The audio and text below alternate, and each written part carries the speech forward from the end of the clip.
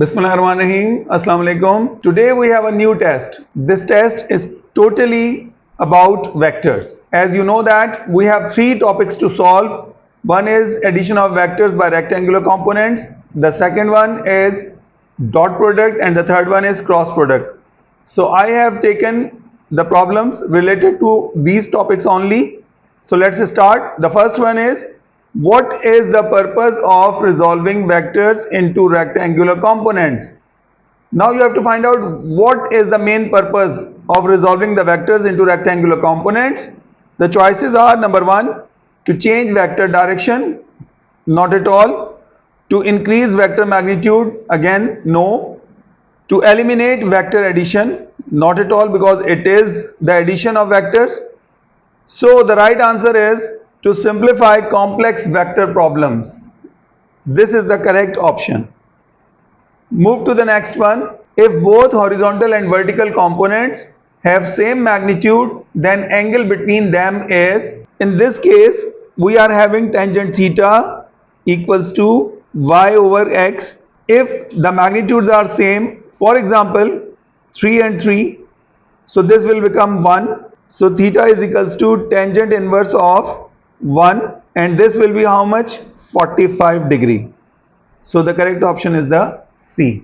The next one is, the rectangular components of 10 Newton are. We know that the rectangular components are those components which are at 90 degree to each other.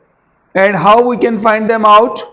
Let's suppose if this is R, then this will be under root rx square plus ry square. What we'll do is we'll check one by one. Okay, our result should be 10 Newton. This should be 10 Newton. If I'll put 3 and 4 inside, the square of 3 will be 9 and the square of 4 will be 16. So it won't give the correct result, because we need 100 over here. Because we need, what we need over here, we need 100. Because the under root of 100 will become 10. So if 3 and 4 is not working, 2 and 3 cannot, because it is smaller than this. Come to the next one. 4 4s are 16, 5 5s are 25. Again, sorry. Now come to this one. 6 square and 8 square. This will be 36 and this is 64. So it become 100 and the result will be 10. So D is the correct option. The next one is, the minimum number of vectors of equal magnitudes required to produce a zero resultant is. Now it's very simple, very tricky. There isn't any need to solve it out, but we can make two vectors like this and this. If say this represents 3 Newton and this represents 3 Newton, both are acting in opposite direction, so the result will be 0. 3 Newton plus minus 3 Newton, so the result will be 0. So to get the result, the minimum number of vectors of equal magnitude required to produce a zero resultant is 2. This is the correct option. Move to the next one, which is like this one again. Okay, what they are saying this time, the minimum number of vectors of unequal magnitudes required to produce a zero resultant is. Now let's suppose this is a vector and this is given by magnitude 3 Newton moving in upward direction. We cannot neutralize it by a single vector of unequal amount. Why? Because if I will try to neutralize it with a vector which is of 2 Newton magnitude acting downward, I cannot reach to the ground back. Okay, I need one more vector to get minimum result.